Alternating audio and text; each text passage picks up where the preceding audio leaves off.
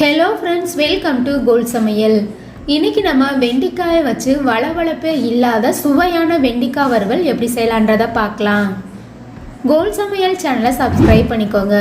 பக்கத்தில் இருக்க ஆளுன்ற பெல்லைக்கான கிளிக் பண்ணிக்கோங்க ஃப்ரெண்ட்ஸ். அப்போ தான் நான் போடுற வீடியோ உடனே உங்களுக்கு நோட்டிஃபிகேஷனில் வரும். 300 கிராம் அளவு வெண்டிக்காய் எடுத்திருக்கேன். தண்ணி ஊற்றி நல்லா கழுவிட்டு வெண்டிக்காயில் இருக்க தண்ணி எல்லாத்தையுமே ஒரு கிளாத் வச்சு நல்லா தொடச்சிருங்க. ஈரப்பதம் இல்லாமல் இருந்தால் தான் வதக்கிறதுக்கு ஈஸியாக இருக்கும். இந்த மாதிரி சின்ன சின்ன பீஸாக கட் பண்ணி எடுத்துக்கோங்க. வெண்டிக்காய் பொரியல் செய்கிறதுக்கெலாம் வெண்டிக்காய் நல்லா பிஞ்சாக இருந்தால் தான் சாப்பிட்றதுக்கும் நல்லாயிருக்கும். வெண்டிக்காயை நல்லா வதக்கி எடுத்துக்கலாம். அதுக்காக ஒரு கடாயில் தேவையான அளவு எண்ணெய் எடுத்துக்கோங்க. நான் 3 ஸ்பூன் அளவு எண்ணெய் சேர்த்துருக்கேன். எண்ணெய் நல்லா காஞ்சதுக்கு அப்புறமா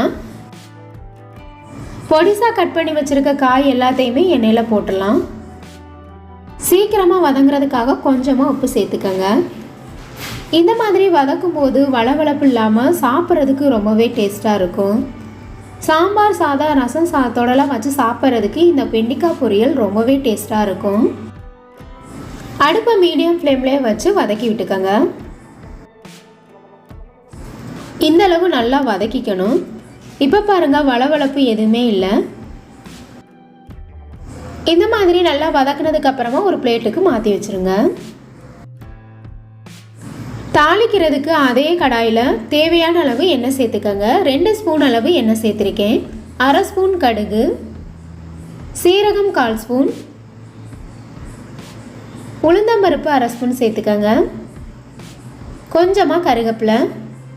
நம்ம சேர்த்துருக்க எல்லா பொருட்களும் நல்லா பொரிஞ்சதுக்கு அப்புறமா ஒரு கைப்பிடி அளவு சின்ன வெங்காயத்தை பொடிசாக கட் பண்ணிவிட்டு அதை எண்ணெயில் போட்டுடலாம். இந்த பொரியலுக்கு சின்ன வெங்காயம் சேர்த்து செய்கிறப்போ ரொம்பவே டேஸ்ட்டாக இருக்கும். இது கூட 2-3 பூண்டு பல்லை நல்லா தட்டிட்டு சேர்த்துக்கோங்க. நம்ம சேர்த்துருக்க வெங்காயம் வெள்ளைப்பூடு லைட்டாக கலர் மாறுற வரைக்கும் அடுப்பை மீடியம் ஃப்ளேம்லேயே வச்சு நல்லா வதக்கி விட்டுக்கோங்க. வெங்காயம் பூண்டு நல்லா வதங்கிருச்சு. இது கூட சின்ன சைஸில் இருக்க தக்காளி பழமாக ஒன்று பொடிசாக கட் பண்ணிவிட்டு அதையும் சேர்த்துக்கலாம். தக்காளி சீக்கிரமாக வதங்குறதுக்காக நான் கொஞ்சமாக உப்பு சேர்த்துக்கிறேன். நல்லா வதக்கி விட்டுக்கோங்க. அடுத்ததான் மசாலா பொருட்கள் எல்லாத்தையுமே சேர்த்துடலாம். 1 ஸ்பூன் அளவு வீட்டில் அரைச்ச குழம்பு மிளகாய்த்தூள் சேர்த்துக்கோங்க. காரத்துக்காக 1/2 ஸ்பூன் அளவு மிளகாய்த்தூள் சேர்த்துருக்கேன். காரம் உங்களுக்கு எந்த அளவு தேவையோ அதுக்கு தகுந்த மாதிரி மிளகாய்த்தூள் கூடவோ குறையவோ சேர்த்துக்கோங்க. நம்ம சேர்த்துருக்க மசாலா பொருட்கள் எல்லாத்தையுமே எண்ணெயில் 1 நிமிஷத்துக்கு அடுப்பை மீடியம் ஃப்ளேம்லேயே வச்சு நல்லா வதக்கி விட்டுக்கோங்க.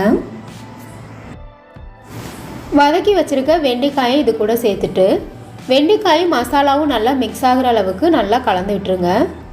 லைட்டாக இந்த மாதிரி கிண்டி விட்டுக்கோங்க. அப்போ தான் வெண்டைக்காயெல்லாம் உடையாமல் இருக்கும். உப்பு தேவைப்பட்டால் சேர்த்துக்கோங்க. ஏற்கனவே நம்ம காய் வதக்கும் போதும் வெங்காயம் தக்காளி வதக்கிறப்பே சேர்த்துருக்கோம். நான் சேர்க்கலை, எனக்கு கரெக்டாக இருந்ததுனால நான் சேர்க்கலை. உங்களுக்கு தேவைப்பட்டால் சேர்த்துக்கோங்க.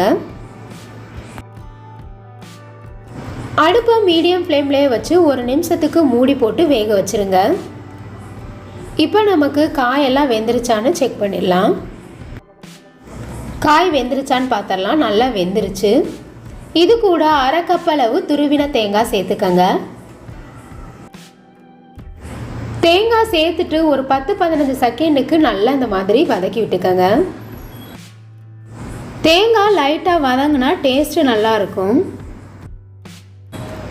இப்போ நமக்கு சூப்பரான வளவளப்பே இல்லாத வெண்டைக்காய் பொரியல் ரெடி ஆயிடுச்சு. இதே மாதிரி ஈஸியாக வெண்டைக்காய் வறுவலை நீங்களும் ட்ரை பண்ணி பாருங்கள். சாதத்தோடு போட்டு பெரட்டி சாப்பிட்றதுக்கு ரொம்பவே சூப்பராக டேஸ்ட்டாக இருக்கும். இந்த வீடியோ உங்களுக்கு பிடிச்சிருந்தா கோல் சமையல் சேனலை சப்ஸ்கிரைப் பண்ணிக்கோங்க. லைக் பண்ணுங்கள், கமெண்ட் பண்ணுங்கள், ஷேர் பண்ணுங்கள். பக்கத்தில் இருக்க ஆளுன்ற பெல்லைக்கான கிளிக் பண்ணிக்கோங்க ஃப்ரெண்ட்ஸ். அப்போ தான் நான் போடுற வீடியோ உடனே உங்களுக்கு நோட்டிஃபிகேஷனில் வரும். Thank you friends.